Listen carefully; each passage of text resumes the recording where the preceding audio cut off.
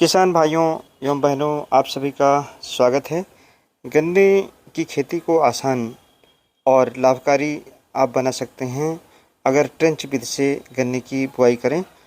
अभी सितंबर और अक्टूबर का महीना स्टार्ट होने वाला है, जिसमें आप इस तरह का गन्ना उगा सकते हैं। हमारे खतौली क्षेत्र के किसान हैं, इन्होंने गन्ने की जो लाइन से लाइन की दूरी है वो 4 फीट रखी है और सिंगल बड से यानी एकल आंख से स्वस्थ गन्ने के बीज की बुआई की है।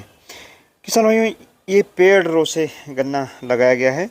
अगर गन्ने की बंधाई आपको बहुत अच्छी करनी है तो पेड़ रो से गन्ने को लगाने में ये फ़ायदा है कि गन्ने को बहुत कम हाइट पर आप बांध सकते हैं।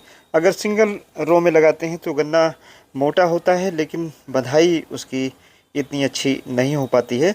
यहाँ पर आप देखेंगे तो नीचे से लेकर के ऊपर तक इन्होंने पत्तियों को लपेट कर तब गन्ने को बांधा है। चूँकि इस समय गन्ने की बंधाई का चल रहा है, इसको आप भली भांति अगर देखें तो इन्होंने 3 क्लम्प में 2-2 गन्ने 4-4 गन्ने मिला करके और फिर बांधे हैं और फिर इनको आपस में मिलाया है और डबल लाइन को लगा करके और गन्ने की बंधाई कर दी, जिससे इनका गन्ना गिरेगा नहीं।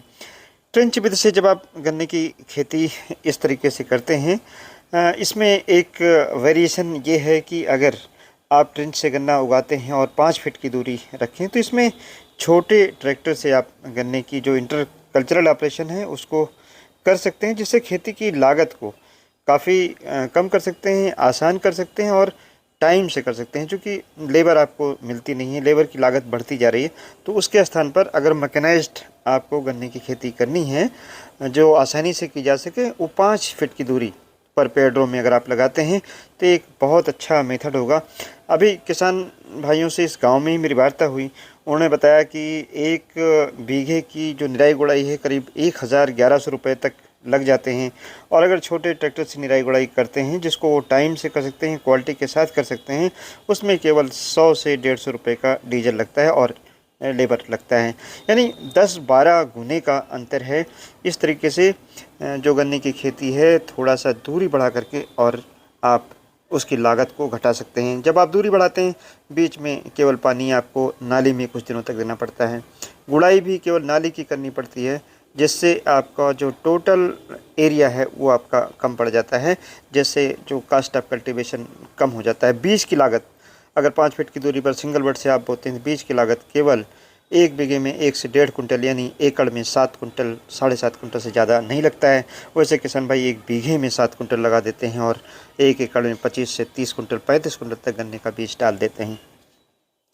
दूसरा जो इसका फ़ायदा है, गन्ना मोटा हो जाता है। जब आप दूरी पर लगाते हैं, गन्ने की पत्तियां चौड़ी होती हैं, लाइट का इंसिडेंस यानी पत्तियों पर प्रकाश पड़ता है, फोटोसिंथेसिस होती है, जिससे गन्ने की मोटाई भी बढ़ती है, गन्ने की लंबाई भी बढ़ती है, गन्नों की संख्या भी बढ़ती है।